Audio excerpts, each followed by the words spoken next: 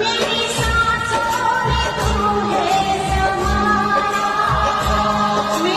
जीवन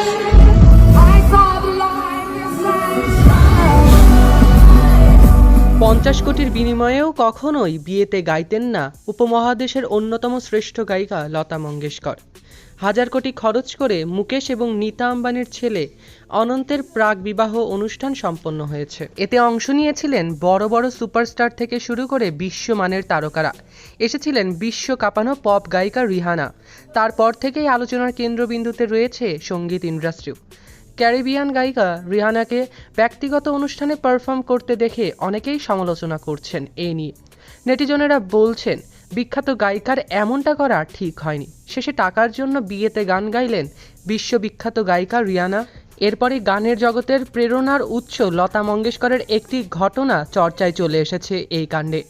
ইন্ডিয়ান এক্সপ্রেসের খবরে জানানো হয়েছে যে একবার বিয়ের অনুষ্ঠানে গাওয়ার জন্য $1 মিলিয়ন বা 11 কোটি টাকার প্রস্তাব ফিরিয়ে দিয়েছিলেন বিশ্ববিখ্যাত বর্ষিয়ান প্রয়াত গায়িকা লতা মঙ্গেশকর।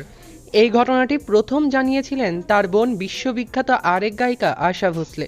একটি রিয়েলিটি শোতে আশা ভোসলে জানিয়েছিলেন তার দিদি লতা মঙ্গেশকর সম্পর্কে যে তার বোন লতা মঙ্গেশকরকে একটি লন্ডনের বিয়েতে গান গাওয়ার জন্য ডাকা হয়েছিল। সেখানে $1 মিলিয়ন প্রস্তাবও দেওয়া হয়েছিল, কিন্তু প্রস্তাব পেয়ে সাথে সাথেই ফিরিয়ে দিয়েছিলেন এই অনুরোধটি জনপ্রিয় গায়িকা লতা মঙ্গেশকর। তিনি বলেছিলেন, আমাকে 5 মিলিয়ন অর্থাৎ 54 কোটি টাকা দেওয়া হলেও আমি কখনোই বিয়ের অনুষ্ঠানে গান গাইতে যাব না। 5 मिलियन भी दोगे तो मैं नहीं आऊंगा। আমার বোন আশাও কখনো বিয়ের অনুষ্ঠানে গান গাইবে না। প্রায় 10,000-এরও বেশি গান গেয়েছেন সঙ্গীত জীবনে জনপ্রিয় গায়িকা লতা মঙ্গেশকর। পেয়েছেন ভারতের সর্বোচ্চ নাগরিকের সম্মান ভারতরত্ন। এছাড়াও তিনি পেয়েছেন গিনেস বুক ওয়ার্ল্ড রেকর্ড থেকে শুরু করে অনেক কিছু। তার অ্যাওয়ার্ডের ঝুলি তো শেষই হবে না।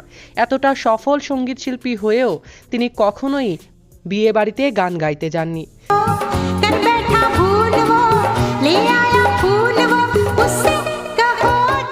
জনপ্রিয় এই লতা মঙ্গেশকর মনে করতেন বিয়ে বাড়িতে গান গাওয়া সবচেয়ে সঙ্গীত শিল্পীদের নিম্ন শ্রেণীর উপার্জন। সেজন্যই তিনি কখনোই এই নিম্ন শ্রেণীর উপার্জন করতে যাননি। এজন্যই সমস্ত বিয়ে বাড়ি থেকে কোটি কোটি টাকার অফার আসলেও তা ফিরিয়েই দিয়েছিলেন বিশ্ববিখ্যাত গায়িকা লতা মঙ্গেশকর। তিনি এমনভাবেই নিজের জীবনকে বেছে নিয়েছিলেন। তিনি তার পিতার নাম অনুসারে একটি হাসপাতালও করে দিয়ে গিয়েছে দুঃখী মানুষদের জন্য। তার কাজের ঝুলি শেষ হবে না। তার অনুপ্রেরণাই বেঁচে রয়েছেন অনেক সঙ্গীত প্রেমী। বিয়ে বাড়িতে লতা মঙ্গেশকরের এই না গান গাওয়াটাকে আপনাদের কেমন লেগেছে কমেন্টে জানাতে অবশ্যই ভুলবেন না। এমনই আপডেট পেতে চ্যানেল এবং পেজটিকে লাইক, ফলো আর সাবস্ক্রাইব করতে ভুলবেন না। সৈকত আহমেদ নূর, সেলিব্রিটি লাইফলাইন।